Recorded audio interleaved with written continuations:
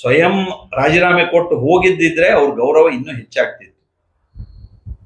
ಈಗ ಉಚ್ಚಾಟಿಸಿಕೊಳ್ಳುವಂತ ಸ್ಥಿತಿಗೆ ಬಂದಿರೋದು ಬಹಳ ಒಂದು ಖೇದಕರವಾದ ಸಂಗತಿ. ಅದು ಇಡೀ ವ್ಯವಸ್ಥೆ ದೃಷ್ಟಿಯಿಂದ ನಾನು ಹೇಳ್ತಿದ್ದೇನೆ. ಈಗ ಮುಂದೆ ಹೆಬ್ಬಾರರು ಏನ್ ಮಾಡ್ಬೇಕು ಅನ್ನೋದ್ರ ಬಗ್ಗೆ ಅವ್ರು ಸ್ವತಂತ್ರರಿದ್ದಾರೆ. ಈಗ ಅವರು ಸ್ವತಂತ್ರರು, ಹಾಗಾಗಿ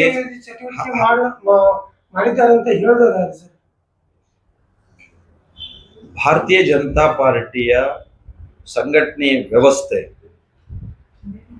ಬಹಳ ಭದ್ರವಾಗಿದೆ ಮತ್ತು ಬಹಳ ವಿಶ್ವಾಸಪೂರ್ಣವಾಗಿ ನಂಬಿಕೆಯಿಂದ ಇದೆ.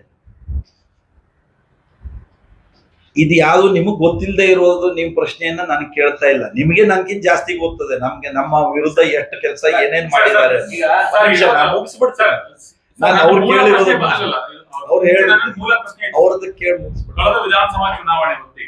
ತನ್ನ ಮಂಡಲದ ನಮ್ಮ ಜಿಲ್ಲೆಯ ನಮ್ಮ ಕಾರ್ಯಕರ್ತರ ಅಭಿಪ್ರಾಯವನ್ನು ಆಧರಿಸಿ ಶಿಸ್ತು ಸಮಿತಿಗೆ ನಮ್ಮೆಲ್ಲ ಅಭಿಪ್ರಾಯವನ್ನ ಕಳಿಸಿ, ಶಿಸ್ತು ಸಮಿತಿ, ರಾಜ್ಯದ ಶಿಸ್ತು ಸಮಿತಿ ಪರ ವಿರೋಧವಾದಂತಹ ಅಭಿಪ್ರಾಯವನ್ನು ಕೇಳಿ, ಕೇಂದ್ರದ ಶಿಸ್ತು ಸಮಿತಿ ಪರ ವಿರೋಧವಾದಂತಹ ಅಭಿಪ್ರಾಯವನ್ನು ಎಲ್ಲವನ್ನೂ ಕೇಳಿ, ನಮ್ಮ ಹತ್ರ ಕೇಳಲಾಗೆ ಅವ್ರ ಹತ್ರ ಕೇಳಿ ಅಂತಿಮವಾಗಿ ನಿರ್ಣಯವನ್ನ ಪಕ್ಷದ ವರಿಷ್ಠರು ಮಾಡಿದ್ದಾರೆ.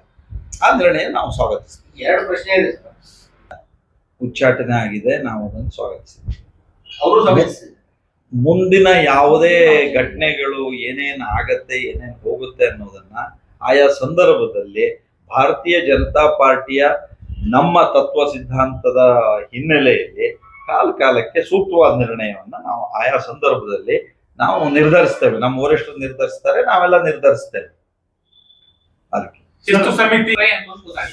ಈಗ ಇದೆಲ್ಲವೂ ಆಗಿ ನೀರು ಬಹಳ ಹರಿದು ಇಲ್ಲಿಗೆ ಬಂದದೆ, ಆಯ್ತಾ ಇಲ್ಲ? ಅದು ಈಗ ಪಕ್ಷದ ಪ್ರಶ್ನೆ ಸರ್, ಹಿಂದೆ ಅವರಿಗೆ ಒಂದು 8-10 ಮಂದಿ ಮೇಲೆ ಎಲ್ಲಾ ಕೊಟ್ಟಿದ್ರು. ಹೌದು, ಜಿಲ್ಲಾದ್ಯಂತ ಒಂದು ರೂಪಾಯಿ ಗೊತ್ತಿದೆ. ಒಂದೇ ನಿಮಿಷ, ನೀವ್ ಯಾಕೆ ಇದೆಲ್ಲ ಈಗ ಗೊತ್ತಿಲ್ಲ, ಅನಗತ್ಯವಾಗಿ ನಿಮ್ ತಿಳುವಳಿಕೆ ದೃಷ್ಟಿಯಿಂದ ಹೇಳ್ತೇನೆ.